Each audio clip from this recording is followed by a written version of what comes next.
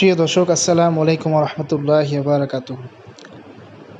ফিলিস্তিনি মানুষের অবস্থা আমাদের সকলেরই কম বেশি জানা আছে।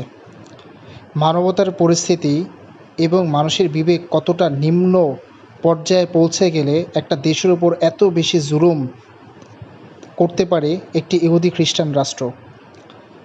প্রিয় দর্শক, এ থেকে বোঝা যায় যে এই ছোট্ট শিশুটিও এবং নারীরাও এইরকম আক্রমণ থেকে কেউ রক্ষা পাচ্ছে না।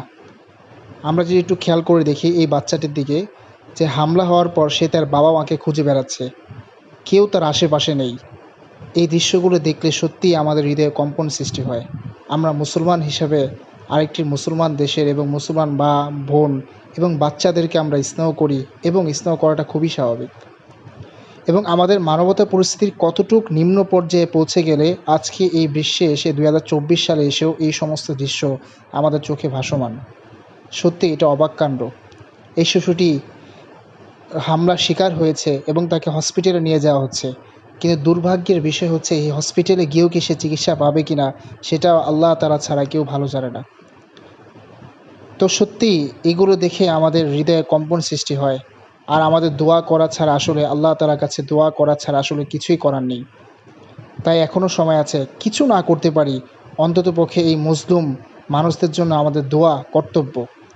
তাদের এই স্বাধীন রাষ্ট্র চাওয়াটা তাদের অধিকার, কিন্তু কিছু রাষ্ট্র এবং কিছু রাষ্ট্রের ষড়যন্ত্রের কারণে তারা আজকে হামলার শিকার। এবং এটার পিছিয়ে মুসলিম বিশ্বেরও অনেক দায়ী আছে।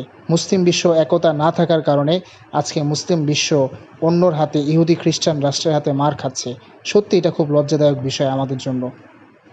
তাই এখনও সময় আছে, আমরা দোয়া করি, তাদের জন্য দোয়া করি। দোয়া তাদের হক, দোয়া তাদের প্রাপ্য। আমরা হয়তোবা আমাদের অবস্থান থেকে কিছুই করতে পারবো না, শুধু আল্লাহ তাআলার কাছে দোয়া করব।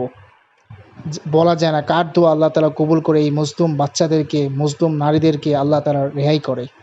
তাই এখনও সময় আছে, এই যে হামলার শিকার বর্বরতা থেকে আল্লাহ তাআলার কাছে পানা চাওয়া এবং তাদের জন্য চোখের পানি ফেলে ফেলে তাদের জন্য দোয়া করা।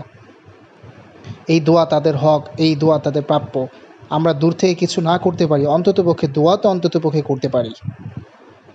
সত্যি এটাও যদি আমরা না পারি, আমাদের থেকে অপারক, আমাদের থেকে নিষ্ঠুর আর কেউ থাকতে পারে না। তাই এখনও সময় আছে, তাদের জন্য দোয়া করি।